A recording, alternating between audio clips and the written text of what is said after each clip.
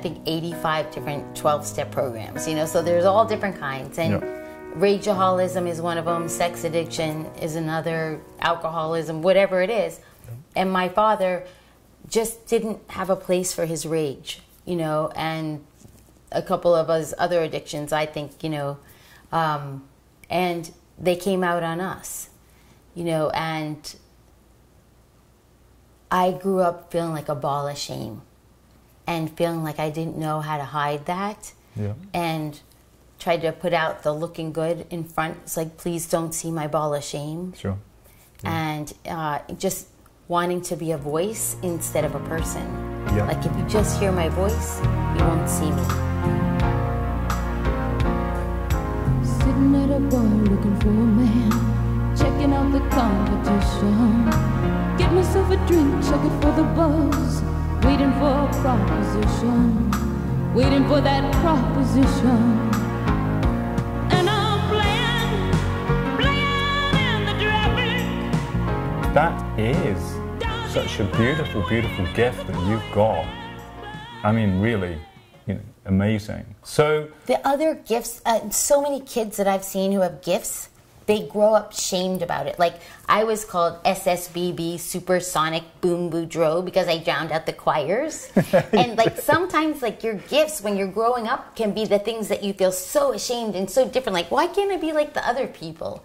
And then if you just keep going with it, it turns out that it's your contribution and your blessing and their blessing. And so the difference thing is the blessing. And if you, I know it feels so much safer to just be like the other flowers, but the truth is, it's the opposite of that. And then when I own my power, my voice gets to be used for good instead of as a denial tool, you know, a shame tool. And I feel like that's the other message of shame, is that it's the lie. So when people are perpetrated against, they take on the shame of the perpetrator, and to give that out and say, it's not mine, that's such a gift. That's like taking the shackles off. So how have you been able to take off that backpack of shame that was weighing you down, that wall of shame, and how have you been able to move it out there?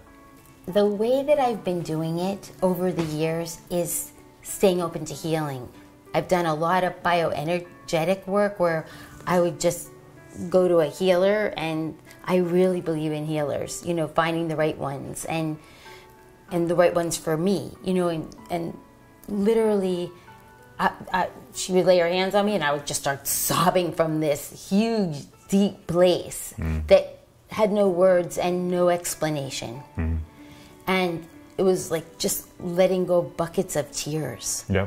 And I feel like that's one thing I did, and another thing was going to 12-step meetings helped me a lot, like the Adult Children of Alcoholics and al-anon and OA, because I developed an eating disorder at one point, and just wherever and the shame part always wants to hide because it's as sick as its secret. So it's like, I'm the only one on the planet who has this. I'm gonna stay by myself.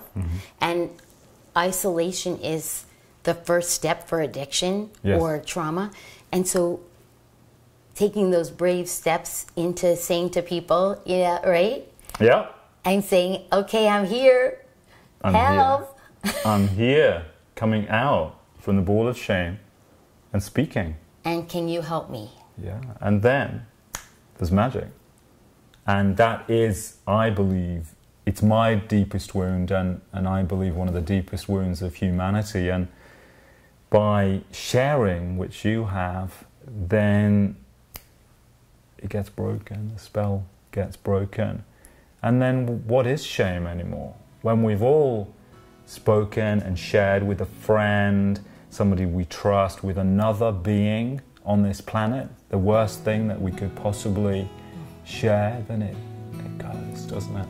And the light shines through. You know, for those of you who might look at me and say, oh, she starred on Broadway, oh, she really had it rough, okay, she had some child abuse, whoopee. You know, I'm gonna out myself.